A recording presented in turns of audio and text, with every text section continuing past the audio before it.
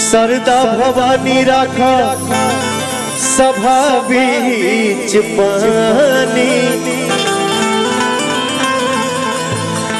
दोनों हाथ जोड़ी पड़ी ही पैया हो मैया। अब बुधिया के हीन बनी दुखिया में दीन बनी, ना पूरा पढ़नी पढ़ैया हो भैया हो। हमारी कुछ माताएं बहने सामने बैठी हैं। मुझे सिर्फ इतना ही आता है, हर मंच में बोलता हूँ, चाहे वो दुर्गा माई हो, चाहे काली माई, चाहे सरस्वती माई, चाहे वो माई जो ने माई के पेट से हमनी के पैदा भइल बनी जा। एक बार दिल से बोलिए सच्चे दरबार।